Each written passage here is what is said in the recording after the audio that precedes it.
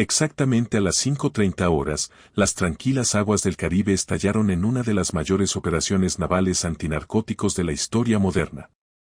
Los operadores de radar a bordo de destructores de la Marina de Estados Unidos y de barcos de la Guardia Costera habían estado rastreando convoys sospechosos durante días. Pero esta mañana, las señales convergieron en una imagen única e innegable.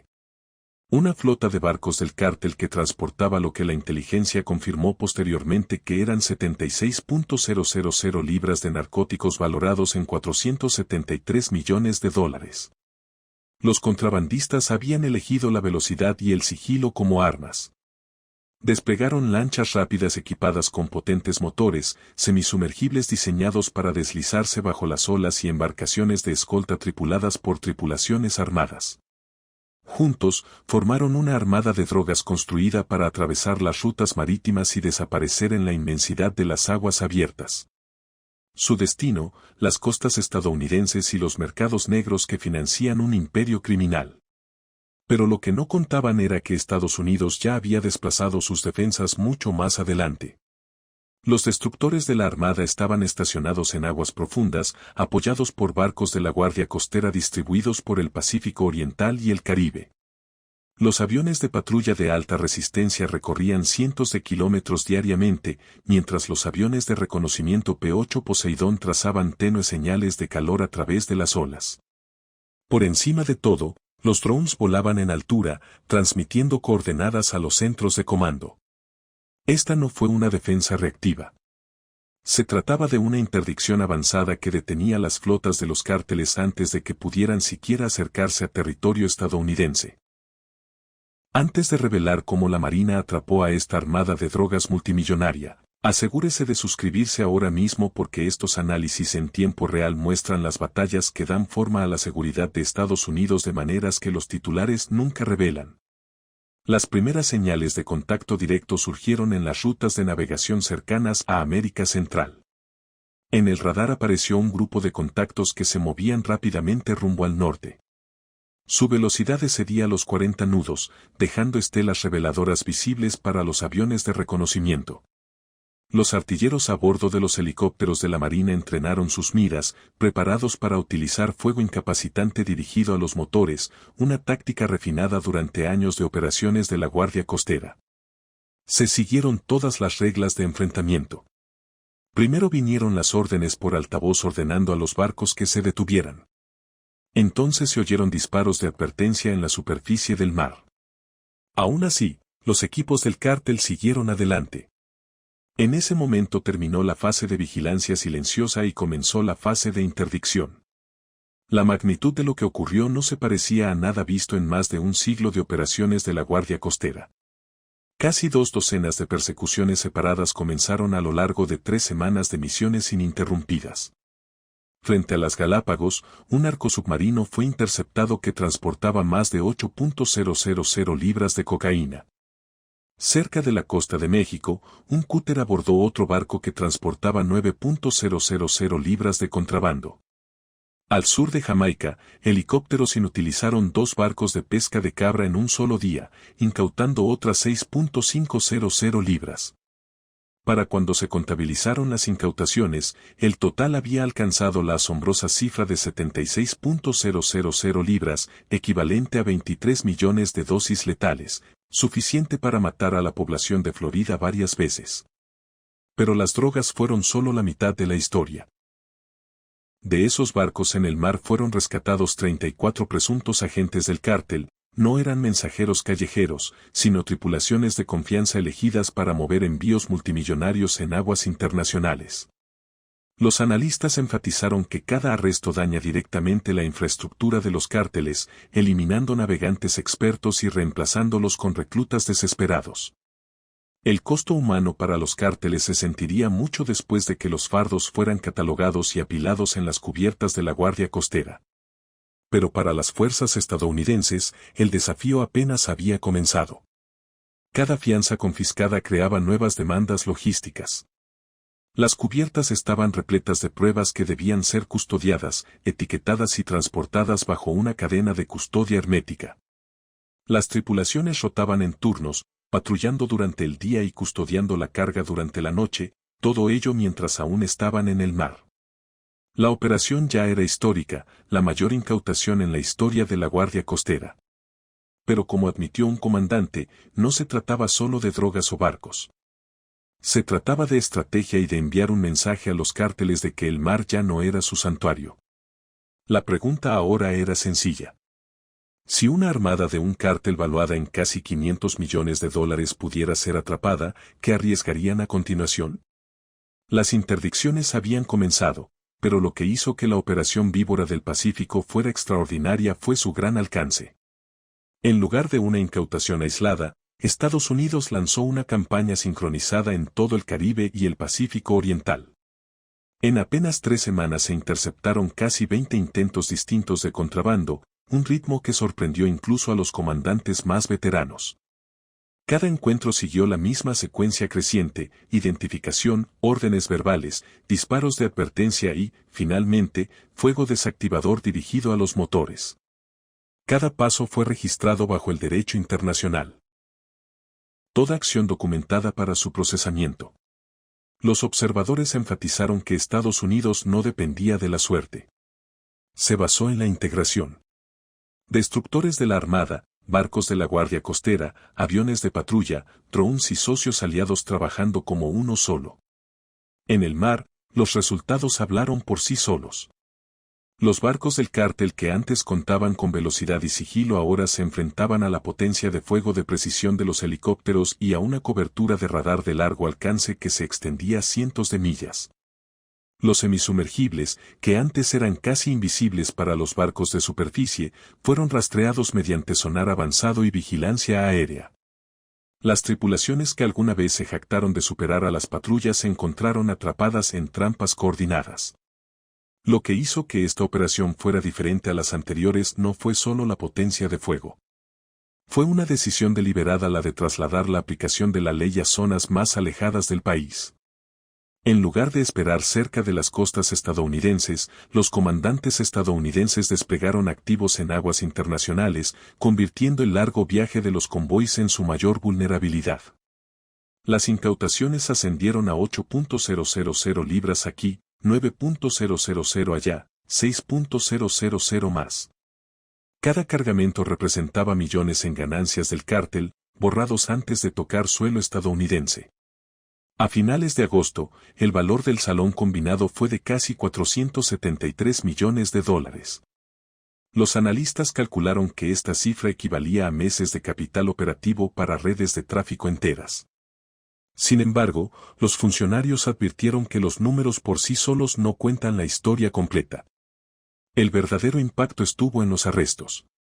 Durante la misma redada, 34 presuntos agentes fueron detenidos en el mar y los recuentos posteriores elevaron el total a casi 60 individuos entre múltiples tripulaciones. Estos no eran reclutas callejeros prescindibles. Eran navegantes, operadores de radio e ingenieros de confianza. Hombres entrenados para guiar semisumergibles y lanchas blindadas a través de aguas de alto riesgo. Cada detención eliminaba mano de obra calificada del sistema del cártel. Reemplazarlos requeriría tiempo, capacitación y recursos. Mientras tanto, los jefes del cártel se enfrentaban a un dilema. Arriesgarse a realizar envíos con tripulaciones sin experiencia o pausar las operaciones por completo. Cualquiera de las opciones cuesta dinero, credibilidad y control. Aquí hay una pregunta para ti. Si usted fuera un líder de un cártel que viera cómo millones de personas se hunden bajo las olas y cómo docenas de operadores desaparecen bajo custodia estadounidense, ¿seguiría enviando barcos o repensaría el imperio mismo? Cuéntanoslo en los comentarios. Aunque las incautaciones acapararon los titulares, la logística detrás de ellas se convirtió en una historia en sí misma. Las cubiertas de los barcos estaban repletas de fardos de cocaína y marihuana apilados hasta la altura de los hombros, cada uno de ellos etiquetado y registrado como prueba. Las tripulaciones rotaban para hacer guardia mientras sus barcos continuaban en patrulla. Se recurrió a buques de mayor tamaño de la Armada y a buques de suministro para transferir cargas, garantizando así que la custodia permaneciera hermética. Los observadores notaron la inusual concentración de activos, no solo navíos, sino también destructores, drones y armadas aliadas operando lado a lado. Los analistas en Washington señalaron que la presencia de buques de guerra fuertemente armados de la Armada junto a los equipos de abordaje de la Guardia Costera señalaba una nueva fase en la que la interdicción de drogas ya no era vista como una misión puramente de aplicación de la ley, sino como una operación de seguridad conjunta que requería una disuasión de grado militar. Los críticos se preguntaron si una movilización tan masiva era sostenible. El despliegue de destructores cuesta millones por semana, y el mantenimiento de aviones de patrulla exige combustible y mantenimiento constantes, pero los comandantes replicaron que el costo de la inacción sería mucho mayor. Cada envío que llegaba a las costas estadounidenses alimentaba la adicción, la violencia y la corrupción en ambos lados de la frontera. La naturaleza histórica de la incautación también planteó cuestiones estratégicas. ¿Este aumento en la actividad de los cárteles fue un pico temporal? ¿O fue una prueba de un cambio más amplio? Los analistas especularon que los cárteles podrían estar consolidando cargas en convoys más grandes, apostando a que el tamaño y los números abrumarían a las patrullas. De ser así, la apuesta había fracasado estrepitosamente. A mediados de agosto, Estados Unidos ya había dejado claro su punto de vista. No importa cuántos barcos, no importa cuán sigilosos sean los submarinos, no importa cuán experimentadas sean las tripulaciones, el poder combinado de los Estados Unidos, la Marina y la Guardia Costera podría y querría detenerlos. Pero detrás de cada victoria táctica se escondía una sombra geopolítica mayor, porque un barco en particular, el USS Cole, había reaparecido en el frente y su presencia transmitía un mensaje que iba mucho más allá de las drogas o los cárteles. Cuando se asentó el polvo luego de las incautaciones récord, un nombre dominó las reuniones informativas, el USS Cole. Para muchos estadounidenses, el destructor no es solo un buque de guerra. Es un símbolo de tragedia y resiliencia. El 12 de octubre de 2000, en el puerto de Aden, agentes de Al-Qaeda estrellaron una pequeña embarcación cargada de explosivos contra el casco del Cole. La explosión abrió un agujero de 40 pies en el costado del barco, matando a 17 marineros e hiriendo a docenas más. Durante días, la tripulación luchó para mantenerla a flote, negándose a abandonar el barco incluso cuando el agua entraba a raudales en los compartimentos. El ataque conmocionó a la nación y marcó uno de los capítulos más dolorosos de la historia naval moderna. Ahora, 25 años después, Cole había regresado no como víctima, sino como cazador.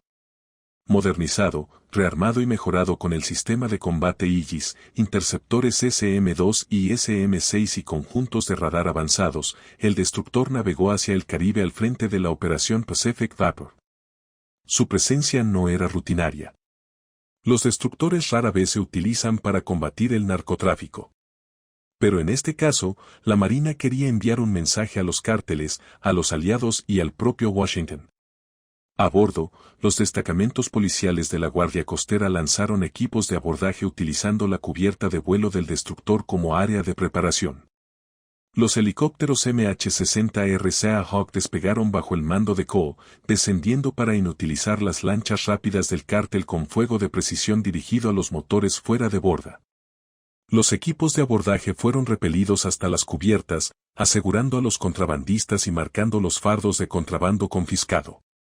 Cada misión fue filmada, registrada y transferida bajo la ley estadounidense para su posterior procesamiento. Para los equipos del cártel, ver aparecer el carbón en el horizonte fue un shock. Estos hombres estaban acostumbrados a esquivar cúteres o a superar en velocidad a patrulleras más pequeñas que se enfrentaban a un destructor de misiles guiados repleto de sensores y helicópteros que enviaban una señal, totalmente diferente. Les dijo que Estados Unidos estaba dispuesto a enviar buques de guerra de primera línea para combatir el contrabando de los cárteles. Piénsalo por un momento. Si la Armada está dispuesta a asignar un destructor a la interdicción de drogas, ¿qué dice eso sobre la seriedad con la que Washington considera la amenaza de los cárteles? Para los comandantes estadounidenses, el carbón era más que material. Fue la historia reafirmada. Los supervivientes del atentado de 2000 llevaban mucho tiempo hablando del barco como de un asunto pendiente. Su regreso en 2025 transformó su historia de tragedia a triunfo, de ser el blanco del terrorismo a ser la punta de lanza contra los imperios criminales transnacionales. Los analistas en Washington subrayaron el simbolismo. En un momento en que el gobierno de México rechazó públicamente la presencia militar estadounidense en su territorio, el despliegue de carbón permitió a Estados Unidos proyectar su energía en el exterior sin cruzar fronteras territoriales. El barco sirvió como fortaleza flotante, haciendo cumplir la ley marítima mientras enviaba un mensaje claro. Estados Unidos no esperaría pasivamente mientras los cárteles operaban con casi impunidad. Las operaciones de Cole no se limitaban a las drogas. Los funcionarios enfatizaron que su papel también era disuasorio. Los sistemas de radar avanzados permitieron vigilar amplios corredores oceánicos y rastrear semisumergibles que antes se escapaban a sus cimientos. Sus conjuntos de comando y control fusionaban inteligencia de drones, aviones de patrulla P-8 Poseidón y barcos de la Guardia Costera, garantizando que una vez detectado un contacto, escapar era imposible. Los observadores notaron que la presencia del destructor alteró el equilibrio de la percepción. Los contrabandistas de los cárteles, que durante mucho tiempo habían planteado sus batallas como una lucha entre velocidad y patrullaje, ahora se enfrentaban a una fuerza abrumadora. Incluso si pudieran superar en velocidad a un cúter, un helicóptero de la Marina podría inutilizarlos. Incluso si evitaran los barridos de radar, un avión de patrulla Poseidón podría encontrarlos. Incluso si se escondían detrás de señuelos, los sistemas de combate de Cole integraban capas de inteligencia que cerraban cada brecha. En el mar, la percepción es tan importante como la potencia de fuego. Cuando los contrabandistas creen que no pueden ganar, dudan en lanzarse. Y la vacilación en sí misma es disuasión. Pero la operación Pacific Vapor no se limitó a un solo barco. Era cuestión de escala. Entre los socios aliados se encontraba el HMS Friesland de la Marina Real de los Países Bajos. Juntos, formaron una barrera multinacional a lo largo de carriles de tránsito clave. Los funcionarios destacaron que cada interdicción siguió la ley establecida. Incluso cuando los destructores lideraron la carga, los oficiales de la Guardia Costera levantaron los documentos legales encapsulados. Este cuidadoso equilibrio entre el poder militar y la autoridad policial garantizó que cada éxito pudiera resistir el escrutinio judicial. Aún así, los críticos preguntaron, ¿fue excesivo el uso de un destructor? Algunos señalaron que las operaciones cuestan millones de dólares por semana. Sistemas avanzados utilizados contra lanchas rápidas de fibra de vidrio. Pero los defensores argumentaron que el costo de un convoy fallido que valía casi 500 millones de dólares eclipsaba el gasto del despliegue. La presencia de Cole era una garantía de que las apuestas más audaces del cártel fracasarían. La pregunta más importante era si Estados Unidos podría desplegar destructores y confiscar casi 500 millones de dólares en drogas en menos de un mes. ¿Qué vino después? ¿Fue este aumento temporal o el comienzo de una campaña naval sostenida en el Caribe y el Pacífico Oriental? Como lo expresó sin rodeos un oficial de alto rango, ya no estamos patrullando. Estamos cazando. Y la caza significaba escalada. Los cárteles ya se estaban adaptando, construyendo convoys más grandes, probando nuevas rutas y experimentando con señuelos. Estados Unidos respondió con un destructor marcado por el terrorismo, renacido como símbolo de fuerza. ¿Pero los cárteles volverían a intensificarse? ¿Armarían sus barcos con armas más pesadas o buscarían proveedores extranjeros para obtener equipos más avanzados?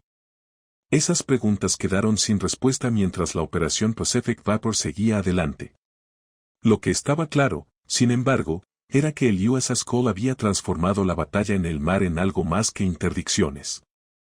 Se había convertido en una declaración de que las heridas pasadas de Estados Unidos podrían convertirse en sus armas presentes y que los cárteles ahora se enfrentarían a buques de guerra en lugar de barcos patrulleros.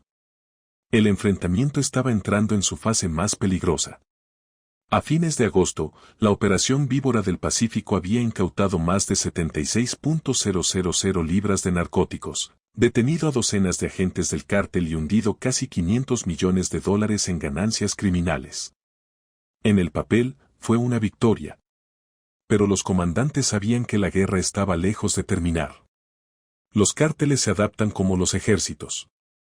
Los informes de inteligencia ya mostraban que estaban probando buques señuelo, extendiendo cadenas de suministro a través de América Central y construyendo depósitos de combustible encubiertos ocultos a lo largo de costas remotas. Cada táctica fue diseñada para sobrevivir a la oleada estadounidense y esperar el día en que barcos como el USS Cole regresaran a casa. Y esto plantea una pregunta más amplia. ¿Hasta dónde está dispuesto a llegar Washington? Algunos legisladores están presionando para designar a los cárteles como organizaciones terroristas, un cambio que abriría nuevas opciones militares. Otros advirtieron que tales medidas podrían inflamar las tensiones diplomáticas con México, cuyos líderes continúan rechazando públicamente a las fuerzas estadounidenses que operan en su territorio. Por ahora, eso deja la lucha confinada a aguas abiertas, donde destructores, guardacostas y aviones de vigilancia estadounidenses libran una implacable batalla de desgaste. Pero el desgaste es un arma de doble filo. Las tripulaciones se queman. Los barcos necesitan revisión. Las patrullas estiran los presupuestos. Los líderes de los cárteles lo saben. Su estrategia puede ser la de esperar hasta que Estados Unidos se desvíe su atención y luego atacar con más fuerza que nunca. Aún así, el mensaje de la Marina es inconfundible. Estados Unidos no entregará los mares. Cada interdicción es más que una incautación. Es un disparo de advertencia a un imperio que vale $13,000 millones al año. Y cuando un buque de guerra alguna vez marcado por el terrorismo regresa como un cazador de cárteles, demuestra una cosa. La determinación de Estados Unidos no podrá perdurar. Si cree que Estados Unidos debe tratar a los cárteles como amenazas terroristas, deje su opinión en los comentarios y suscríbase ahora para no perderse nunca las batallas de primera línea que dan forma a la seguridad de Estados Unidos.